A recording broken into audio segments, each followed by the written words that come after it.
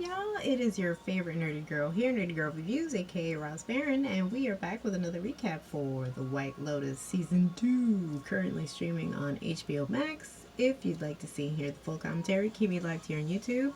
If you're watching this on Instagram, click the link in bio. If you're watching this on IG Stories, click on the link. It'll link you back to my YouTube channel. I'm also available on TikTok under Nerdy Girl Reviews. So let's get into all the goodies. Let's get into this tea, y'all. There's lots. Be right back. XOXO, Nerdy Girl. And we're back. I'm doing my best. Tanya McQuaid Hunt. Played brilliantly by Jennifer Coolidge. Now I've already reviewed The White Lotus on my channel, and I will link it somewhere here in the video through a link or in the description box. What an explosive season, really. It doesn't disappoint. Now we have two to compare. We have season one, you can tell it's a fan favorite. Definitely an award-winning TV program. The fact that it's already won, I think, at the Golden Globes, and last year we had Murray Bartlett, who is an HBO darling. I came across him with the show Looking, but he has blossomed triplefold since Looking. He's done White Lotus, and now he's done one episode in particular of The Last of Us, which is another show I'm soon to review. But even though he's only in one episode, his presence on screen is mesmerizing. So never a dull moment with this actor. But the fact that this season outdoes the first season, just tells you the quality of work that you're getting with The White Lotus, and this new host of new characters. In fact, I thought that they would try. It is a spin on Ryan Murphy's American Horror Story, where we have like something in common per season, but everything kind of changes. We did keep faithful to our Tanya. Tanya was also a part of season one, and not so. She was not so. I mean, she had a lasting impression with season one, but I feel like she really stole the show for season two. Hence her award-winning performance, and I believe she won the Golden Globe for that performance. Much props to Jennifer Coolidge. She always gravitates and does brilliant with these oddball characters that she always picks. And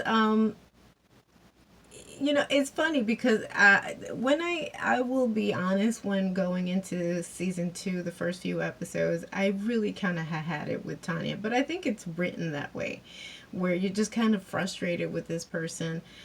So well-to-do, billionaire status, an heir to billionaire success, and really does not weigh consequences with anything.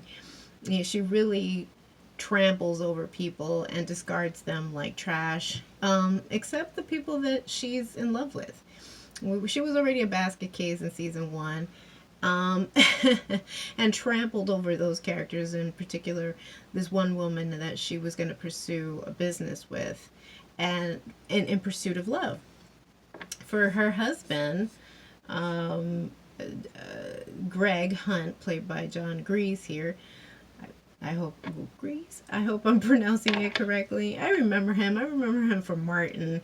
If you ever watched the show Martin, he was the guy that was Martin's producer. What's up? So that's how I kind of remember him. But yes, he's much older here, and he's playing her husband. In season one, there was this courtship. Also, because he was close to death. I think he was suffering from some form of cancer, and they fall in love to the point where she dismisses whatever plans that she had kind of built up in that person's head, And it's the lady from Insecure. I can't remember her name right now, but I think she's a brilliant actress as well. But she opts for this lifestyle of being a married woman, and she got him the best care ever. So now Greg feels entitled or obligated to stay in this marriage, though it comes with the pitfall of Miss Tanya, who's basically an adult baby, really has no common sense, in the sense that she doesn't even sense danger. She just has that kind of money, and money bails her out for everything. And I will say that even though people have speculated that perhaps moving forward, because remember, the White Lotus was supposed to just really be one season, it wasn't supposed to expand. But there's so many conspiracy theories now online that has hinted that perhaps moving forward it will encompass the seven deadly sins. And with the emphasis that the first season was on perhaps greed, money, and then now we have lust for this season. So I don't know moving forward, although some people have speculated it could have a focus on death and grief. So I don't necessarily would sin with that bait, but nonetheless, yes, you can see that there are already cracks showing. Also, she's no dummy. At least she's been advised to have a prenup with Greg, and there's a sticky situation there because, down the long run, and Greg, from what we gather, has already been married 3 times prior to her, to Miss Tanya.